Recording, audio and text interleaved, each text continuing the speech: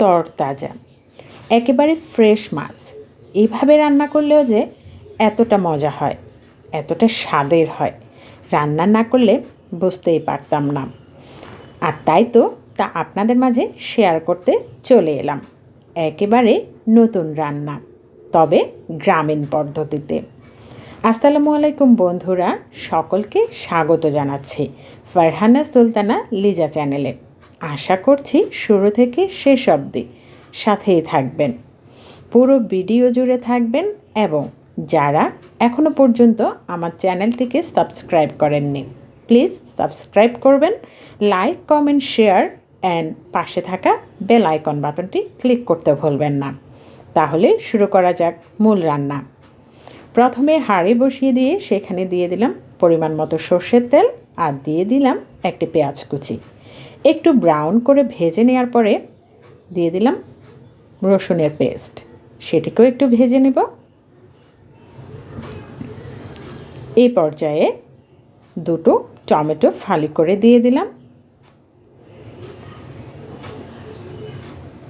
এখন একটু পানি দিয়ে দেব যাতে মশলাটা পুড়ে না যায়। দিয়ে দিলাম 1.5 চামচের মতো মরিচের গুঁড়ো, 1/2 চামচ হলুদের গুঁড়ো, 1/2 চামচ ধনে গুঁড়ো, স্বাদ মতো লবণ। এখন মশলাটাকে ভালো করে কষিয়ে নেব। মশলার গা থেকে তেল ছেড়ে এসেছে এই পর্যায়ে, অর্থাৎ মশলাটা ভালো করে কষানো হয়ে গেছে। এখন ধুয়ে পরিষ্কার করে রাখা পাবদা মাছগুলো দিয়ে দিচ্ছি একে একে।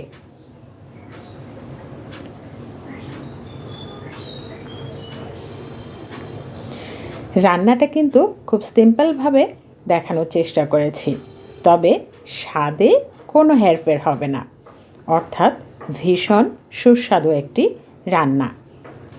আপনারা যদি রান্না করে থাকেন অবশ্যই বুঝতে পারবেন।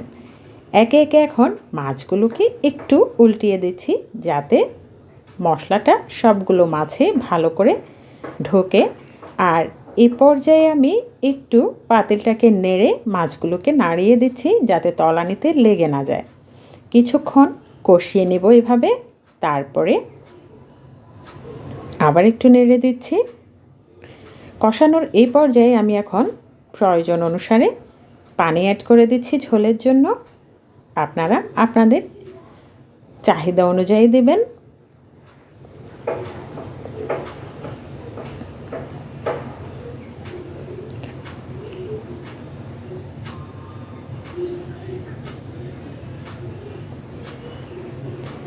রান্না যখন অলমোস্ট ডান, এই পর্যায়ে আমি কিছুটা কাঁচামরিচ এবং ধনেপাতা অ্যাড করে দিলাম। এতে করে রান্নার টেস্ট আরও অনেক গুণ বেড়ে যায় এবং সুন্দর একটা স্মেল বের হয়। তো দুর্দান্ত স্বাদের রান্নাটা আমার শেষ হয়ে গেল। আশা করছি সকলেরই ভালো লেগেছে।